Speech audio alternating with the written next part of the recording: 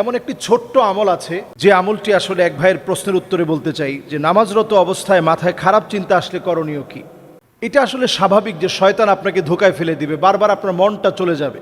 মনটা চলে গেলে আবার আপনি মনটাকে টেনে নিয়ে আসবেন, মনটা চলে গেছে আবার আপনি টেনে নিয়ে আসবেন। এই টেনে নিয়ে আসার নামই হচ্ছে আপনার নামাজের ভিতরে মনোযোগ ফিরিয়ে আনার চেষ্টা করা, খুশু এবং হুদু, বিনয় নম্রতার সহিত নামাজ পড়া। তো নামাজের ভিতরে মনোযোগ ছুটে গেছে, আপনি আবার টেনে আনার চেষ্টা করলেন। মনোযোগ ছুটে গেছে, আপনি টেনে এনে আবার নামাজের দিকে মনটাকে বসালেন। ছোট্ট একটা আমল ক্ষেত্রে আপনারা করবেন।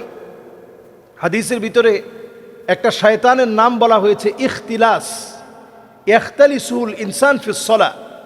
নামাজের ভিতরে যে মানুষকে সবচেয়ে বড় ধোঁকা দেয় ইখতিলাস নামক শয়তান। আবারও বলছি, ইখতিলাস নামক শয়তান। এই শয়তানের ভয়াবহতাই হচ্ছে সে নামাজ থেকে মানুষকে বিরত রাখে, নামাজ থেকে মানুষকে ধোঁকা দেয়, নামাজের সময় আসলে মনোযোগকে ছুটিয়ে নিয়ে যায়। এজন্য মনটা যখন ছুটে যেতে নিচ্ছে, মনটা যখন ছুটে যাচ্ছে, আবার আপনি টেনে আনেন। বাম দিকে ফিরে আউযু বিল্লাহি মিনাশ শাইতানির রাজিম, নামাজ শুরু করার আগে বাম দিকে ফিরলেন, আউযু বিল্লাহি মিনাশ শাইতানির রাজিম এরকম বলে 3 বার। অভিনয় করলে যেভাবে আমরা করতাম ওই রকম অভিনয়ের মতো করে 3 বার থুতু নিক্ষেপ করবেন, অভিনয়ের মতো আউযু বিল্লাহি মিনাশ শাইতানির রাজিম বলে 3 বার থুতু নিক্ষেপ করে এরপরে আল্লাহু আকবার বলে নামাজে দাঁড়াবেন। ইনশাআল্লাহ কয়েকদিন আপনি এভাবে চালিয়ে যান, আপনি দেখবেন হারিয়ে যাওয়া বস্তু নামাজের ভিতরে খুঁজে পান। আপনার মনে হইল যে হায় হায়, চাবিটা তো রাখছি বালিশের নিচে, আমি নামাজে দাঁড়ায় গেলাম, চাবি পেয়ে গেলে তো আমার ক্ষতি হয়ে যাবে।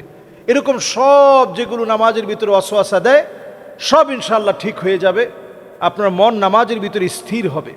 নামাজের ভিতরে মনোযোগ সহকারে নামাজ পড়েন। সূরা ফাতিহা বুঝে বুঝে অর্থসহ অনুধাবন করার চেষ্টা করেন।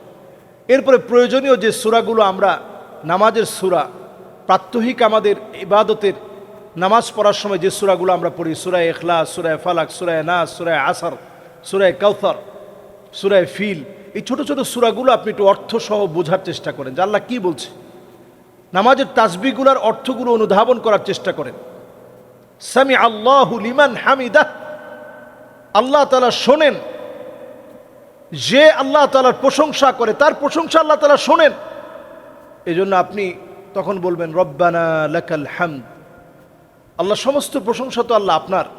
হামদান কাসীরান তাইয়িবান মুবারাকান ফীহ, যত রকমের প্রশংসা আছে, বরকত আছে, সব আমার মালিকের পক্ষ থেকে, সব আমার মালিকের জন্য, সব আমার মালিক আমাকে দান করেন।